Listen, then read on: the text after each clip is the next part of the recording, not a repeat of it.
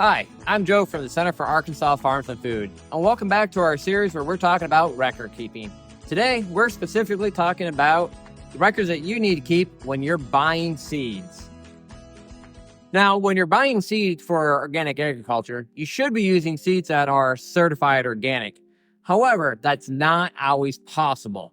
So for instance, if you're looking for muskmelon variety Aphrodite, it's really hard to find that variety in certified organic seed in any quantity more than just maybe a seed packet.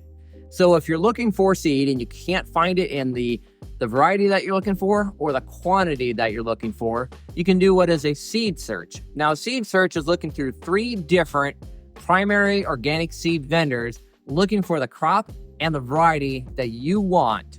If you can't find it from any of those common organic seed vendors, then you can purchase non-certified organic seed and use it on your farm. But you need to go through that stage of checking and verifying that you can't find that seed first before you buy that non-organic seed. If you're buying non-organic seed, it has to be non-GMO and is only using approved seed treatments. Now, let's take a look at some ways to keep track of your organic seed records. Records that need to be kept for seed purchases include a supplier's list that includes the supplier name and contact information. You need to have a record for all of your actual seed purchases. So that is what you purchased, where you purchased, when you purchased. And finally, that third record that you need to keep is when you're purchasing seed that does have a seed treatment. The third record keeps track of what seed treatments were used and whether they're organic approved or not. Let's start by taking a look at a record keeping template produced by Atra. Here we have a basic suppliers list that we need to fill out. So we have company or where we're buying our seeds from all listed here. We have contact information here listed through the center column. Now notice I've just listed the website for the various seed vendors. However, if you had a local vendor that you were working with or a representative that you were working with, you would include their name and contact information instead of the website. And finally, I'm creating an abbreviation here that I'm going to carry that abbreviation through. Now that we have our suppliers list created, let's take a look at the actual record for purchasing our seed. Here you can see I have 3 different seed purchases entered into my record. Starting here, I have Athena muskmelon. I purchased 5,000 seeds from Johnny's. It is not organic. So in the next column, I did my organic seed search. So I did a search for Morgan County seed, Territorial seeds, and Fedco seeds, looking for this Athena melon in certified organic seed stock. I wasn't able to buy it, but I have my 3 records here, or 3 vendors here identified that I searched for. Here's where I actually bought it from. And then in the last column, I have a B and a C listed for no seed treatments that are prohibited, and it's non-GMO. And finally, let's take a look at the records needed when you're buying seeds that do have a seed treatment. Here you can see I have the date of purchase. It is going to be planted into field F2. I purchased Toluca lettuce, and this Toluca lettuce from Johnny Seed has an NOP compliant pelleting material, and it is also certified organic. So it's super easy record to keep track of here. Now that we've taken a look at records on paper, let's take a look at what this looks like in an Excel file or Google Sheets page. First up, let's start with our suppliers list. Here you can see, just like on our paper suppliers list, we have our vendor or our supplier, and we have the contact information listed here.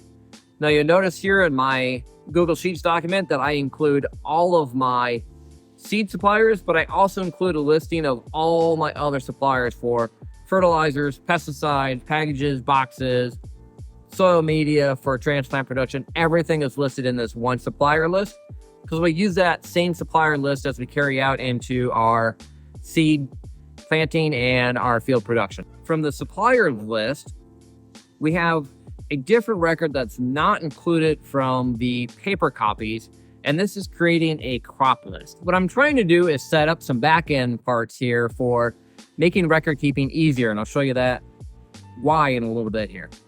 But you can see I've got my crop, I've got my variety, and then I've got my family name. That's just for simple record keeping. Again, this isn't a necessary step that you have to do, but it does make life a little bit easier later on as part of the whole farm record keeping system if you're going to be digital. From our crop list, we go into our actual seed purchase list. And there's a lot going on our seed purchase list. You can see that we have our crop that has both that shortened condensed name with the crop and the variety.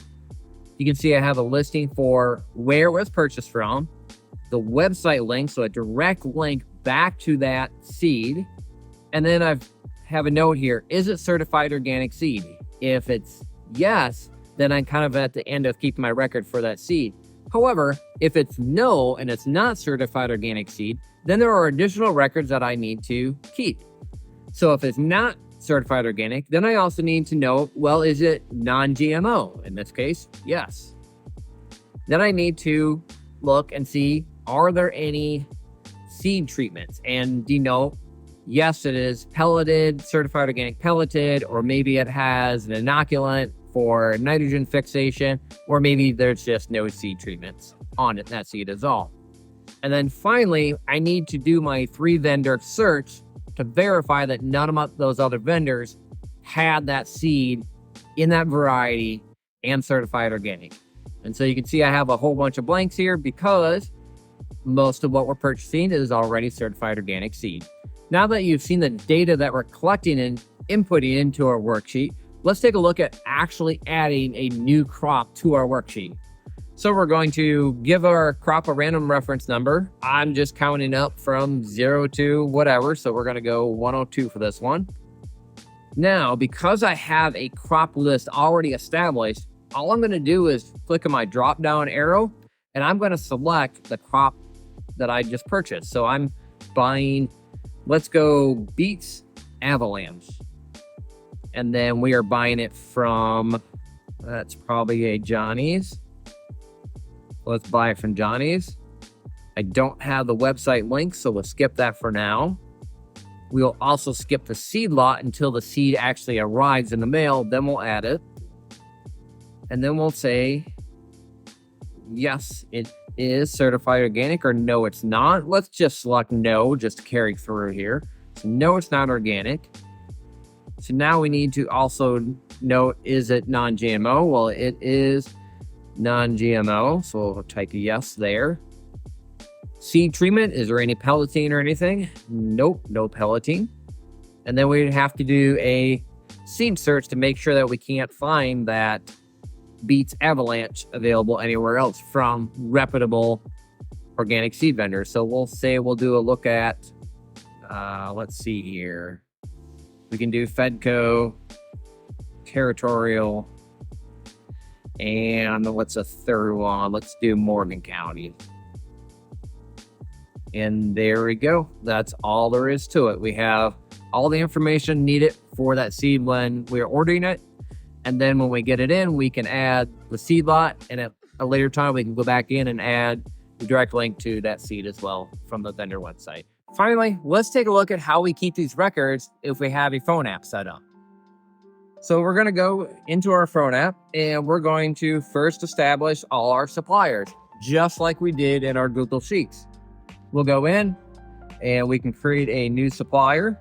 You just simply type in the vendor name, add in the contact information, and save it. Once we get that supplier in, we can go in and add a new crop. So again, just like our Google Sheet that we worked in, we go in to add a new crop, and we'll type let's add cantaloupe and Aphrodite. There we go. And that is a cucurbit. We'll hit save. And finally, now that we have the vendors in and we have the crop that we are looking to buy in, we can go in and click on the app and go to seed purchase. And we hit add, and we just enter in, we want cantaloupe. Here we go, cantaloupe, Athena. Vendor. Select vendor. I don't have a website handy. Don't have a lot number yet. If it is organic, let's type no. It is not GMO. There's no seed treatments. And then we'll do a seed search. So we'll use Johnny's for the first one. We'll use Fedco for the second one. And there we go. Territorial for the third. and hit save. And now we've added a new seed purchase to our app. So the app that I just showed you, that was a Google App Sheets app. So it's an app that we made here at CAF for keeping track of our records. And it's based on that same Google Sheet that we just looked at here a few minutes ago. So something that you can put together yourself with a little bit of time and effort. To wrap up, use certified organic seed when it's available. When it's not available, use the exceptions that we talked about today to keep track of your seed purchases and your records. We hope you found this video helpful. As always, like and subscribe, and we'll be back with more videos as we get into the production season on growing crops.